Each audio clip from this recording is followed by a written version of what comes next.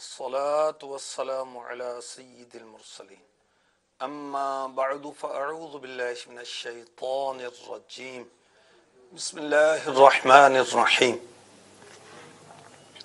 الصلاة والسلام عليك يا رسول الله وعلى آلك وأصحابك يا حبيب الله الصلاة والسلام عليك يا نبي الله وعلى آلك وأصحابك يا نور الله.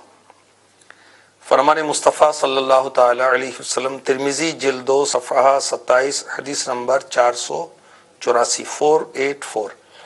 بروز قیامت لوگوں میں سے میرے قریب تر وہ ہوگا جس نے دنیا میں مجھ پر زیادہ درود پاک پڑھے ہوں گے. صلو علی الحبیب صلی اللہ تعالی علی محمد وعلی آلہ وصحبہ وبارک وسلم.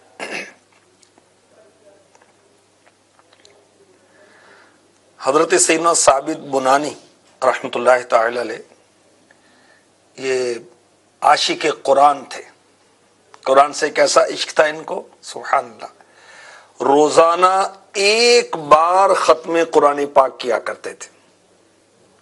دن میں روزہ رکھتے، رات کو عبادت کرتے. اور ان کا ذوق دیکھیے، جس مسجد کے قریب سے گزرتے اس میں 2 رکعت تحیۃ المسجد ضرور پڑھتے تھے. تحدیث نعمت کے لیے آپ فرماتے ہیں میں نے جامع مسجد کے ہر ستون کے پاس قرآن پاک کا ختم کیا اور اللہ کی بارگاہ میں گریہ وزاری کی. نماز سے، قرآن سے بڑی محبت تھی حضرت ثابت بنانی رحمۃ اللہ تعالی علیہ کو. اور جب ان کا انتقال ہوا تو کیا کرم ہوا، سبحان اللہ. دوران تدفین، جب ان کی تدفین کی جا رہی تھی، اچانک ایک اینٹ جو تھی وہ سرک کر اندر چلے گئی. لوگ اینٹ اٹھانے کے لیے جھکے تو حیران ہو گئے، کیونکہ حضرت سیدنا ثابت بنانی رحمۃ اللہ تعالی علیہ اپنی قبر میں نماز پڑھ رہے تھے. سبحان اللہ. تو لوگوں نے آپ کے گھر والوں سے معلوم کیا تو شہزادی صاحبہ نے والد محترم کے بارے میں بتایا کہ آپ روزانہ دعا کرتے تھے، یا اللہ اگر تو کسی کو وفات کے بعد قبر میں نماز پڑھنے کی سعادت عطا فرمائے تو مجھے بھی مشرف فرما. سبحان اللہ.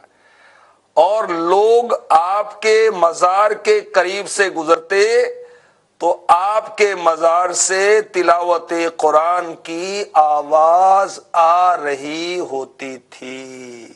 سبحان اللہ. دہن میلا نہیں ہوتا، بدن میلا نہیں ہوتا، خدا کے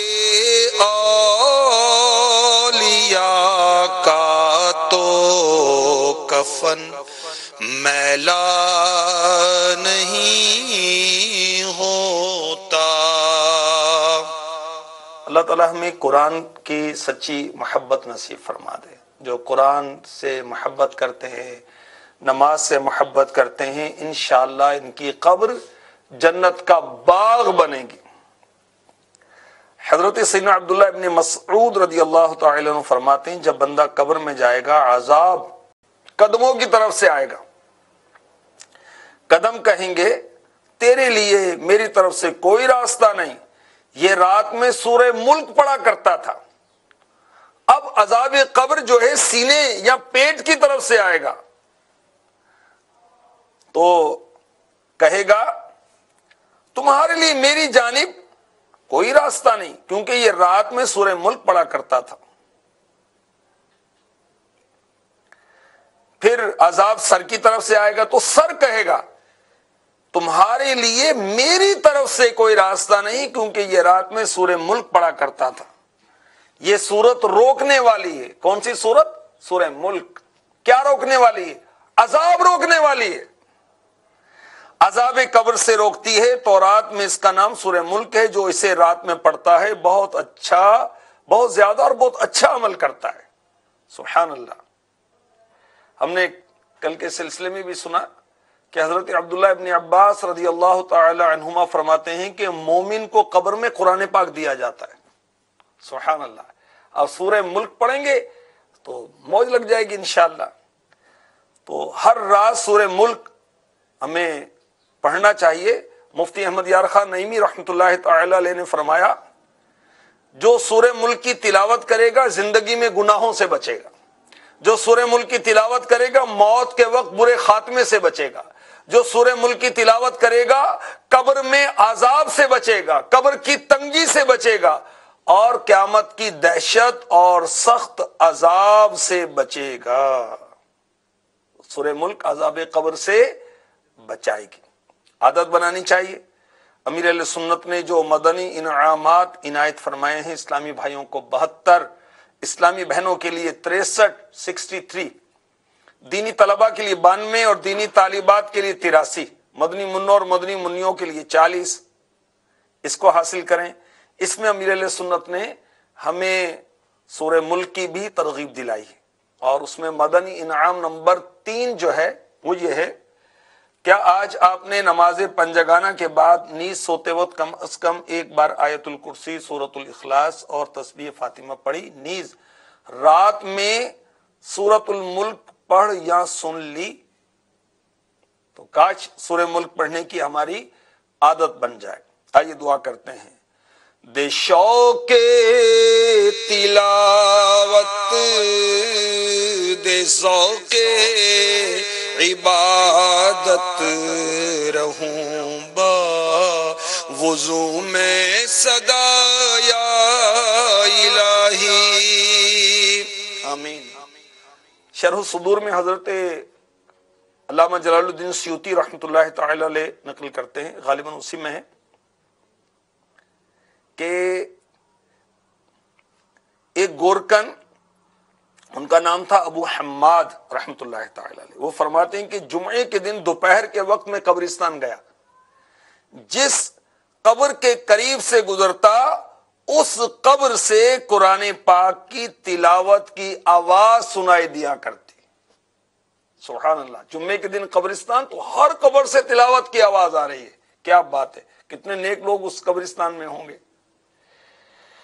اسی طرح ایک بزرگ کہتے ہیں کہ میں نے رات خواب میں حضرت سیدنا ابو بکر بن مجاہد مقری رحمۃ اللہ علیہ ان کو تلاوت کرتے دیکھا. پوچھا انتقال کے بعد تلاوت؟ فرمایا میں ہر نماز کے بعد اور ہر ختم قرآن کے بعد دعا کرتا تھا, یا اللہ عز و جل مجھے ان میں سے کر دے جو قبر میں بھی تلاوت کرتے ہیں. بس اب میں بھی اپنی قبر میں تلاوت کرتا ہوں. سبحان اللہ. حضرت سیدنا محمد یوسف بن اسماعیل نبہانی رحمۃ اللہ تعالی علیہ یہ جامع کرامات اولیاء میں لکھتے ہیں کہ حضرت سیداتنا آمینہ بنت سیدنا امام موسیٰ کاظم رحمۃ اللہ تعالی علیہما, ان کی قبر سے رات کے وقت تلاوت قرآن کی آواز آیا کرتی تھی. سبحان اللہ. تو اللہ کرے کہ ہمارے دن رات کے معمولات میں تلاوت قرآن بھی شامل ہو جائے. اس کی برکت سے انشاءاللہ خوب دنیا و آخرت سنور جائے گی. جو خوش نصیب قرآن پاک پڑھے گا قیامت کے روز یہ قرآن اس کی شفاعت کرے گا. سورہ ملک کے بارے میں کہ سورہ ملک شفاعت کرے گی. میرے آقا صلی اللہ علیہ وآلہ وسلم نے دن رات تلاوت کرنے کا ارشاد فرمایا, اور جو تلاوت کرتا ہے اس کے لیے کثیر ثواب ہے. ہر حرف کے بدلے 10 نیکیاں ہیں. تلاوت قرآن سے دلوں کا زنگ دور ہو جاتا ہے, موت کی یاد سے بھی ہوتا ہے. تلاوت قرآن کرنے سے اگر آپ گھر میں تلاوت کریں گے تو انشاءاللہ شیاطین بھاگ جائیں گے, برکت ہوگی, رحمت ہوگی. سورہ بقرہ کی تلاوت کرنے سے بالخصوص شیطان گھر سے بھاگ جائے گا. اور اگر سورہ بقرہ کی آخری 2 آیات آمن الرسول بما انزل الیہ من ربہ والمؤمنون یہ آخر تک پڑھیں, اس کی فضیلت بھی یہ ہے کہ گھر سے شیطان بھاگ جائے گا. آیت الکرسی شریف پڑھیں. تو تلاوت تلاوت قرآن سے دلوں کا زنگ دور ہوتا ہے، ثواب ملتا ہے، اجر حاصل ہوتا ہے، رحمت الہی جھوم جھوم کر برستی ہے، اور سبحان اللہ کثیر اجر، اور یہ بہترین عبادت اس کو قرار دیا گیا۔ جو تلاوت قرآن کرتا ہے آسمانوں میں یہ تلاوت قرآن اس کے چرچے کا سبب بنتا ہے، اور تلاوت قرآن کرنے سے دل میں نرمی آتی، اور یہ اللہ تعالیٰ کی بہت بڑی نعمت ہے۔ مفتی احمد یار خان نعیمی رحمۃ اللہ تعالی علیہ نے بڑی پیاری بات لکھی، آپ فرماتے ہیں کہ نرمی اللہ کی بہت بڑی نعمت ہے، ہر چیز نرم ہو کر ہی کچھ بنتی ہے۔ اوزار، لوہے سے اوزار بنائے جاتے ہیں تو پہلے وہ لوہا نرم ہوتا ہے پھر اوزار بنتا ہے۔ زمین نرم ہوتی ہے تو اس میں دانہ بویا جاتا ہے، پھر اس سے پودے، درخت، کیا کچھ اگتا ہے اور کیا کچھ حاصل ہوتا ہے۔ اسی طرح پانی جو ہے، یہ آٹا جو ہے پانی سے مکس ہو کر وہ نرم ہوتا ہے، پھر اس سے غذائیں بنتی ہیں۔ سونا جو ہے اس کو نرم کیا جاتا ہے، پھر یہ زیور بنتا ہے، جویلری بنتا ہے۔ اسی طرح جس کا دل نرم ہوگا اللہ نے چاہا تو ولی اللہ بن جائے گا۔ دل کی نرمی، اور دل کی نرمی تلاوت قرآن سے بھی حاصل ہوتی ہے۔ ہمارے آقا صلی اللہ تعالی علیہ وآلہ وسلم نے ارشاد فرمایا، جب حافظ قرآن انتقال کرتا ہے اللہ پاک زمین کو حکم دیتا ہے کہ اس کے گوشت کو مت کھانا۔ زمین عرض کرتی یا رب میں اس کے گوشت کو کیسے کھا سکتی ہوں جبکہ تیرا کلام اس کے سینے میں ہے۔ سبحان اللہ۔ اور یہ قرآن والے جو ہیں، قرآن پڑھنے والے، قرآن پڑھانے والے، قرآن حفظ کرنے والے، حاملین قرآن جو ہیں، انہیں کہا جائے گا پڑھ اور چڑھ، یوں ہی آہستگی سے تلاوت کر جیسے دنیا میں کرتا تھا۔ آج تیرا ٹھکانہ و مقام وہاں ہے جہاں تو آخری آیت پڑھے۔ تو اللہ ہمیں تلاوت قرآن کا عاشق بنا دے۔ حضرت شفیق بلخی رحمۃ اللہ تعالی علیہ فرماتے ہیں کہ 5 کو 5 میں تلاشا ہم نے، گناہوں کے چھوڑنے کو چاشت کی نماز میں۔ جو گناہ چھوڑنا چاہتا ہے چاشت کی نماز پڑھے، گناہ چھوٹ جائیں گے۔ جو چاہتا ہے کہ قبر کی روشنی نصیب ہو وہ نماز تہجد ادا کرے۔ جو یہ چاہتا ہے کہ منکر نکیر کے جوابات میں کامیاب ہو جائے اسے چاہیے تلاوت قرآن کیا کرے۔ جو چاہتا ہے پل صراط کو پار کرے اسے چاہیے کہ روزے رکھے اور صدقے دے۔ اور جو چاہتا ہے کہ عرش کا سایہ نصیب ہو اسے چاہیے کہ گوشہ نشینی اختیار کر لے۔ اللہ تبارک و تعالی ہمیں عاشق قرآن بنائے، قاری قرآن بنائے، عامل قرآن بنائے، قرآن پڑھنے کی توفیق عطا فرمائے، قرآن پڑھانے کی توفیق عطا فرمائے، قرآن سمجھنے کی توفیق عطا فرمائے، قرآن سمجھانے کی توفیق عطا فرمائے، قرآن کی تعلیمات پر عمل کرنے کی توفیق عطا فرمائے، قرآن کی تعلیمات کو دوسروں تک پہنچانے کی توفیق عطا فرمائے۔ آمین بجاہ النبی الامین صلی اللہ تعالی علیہ وسلم۔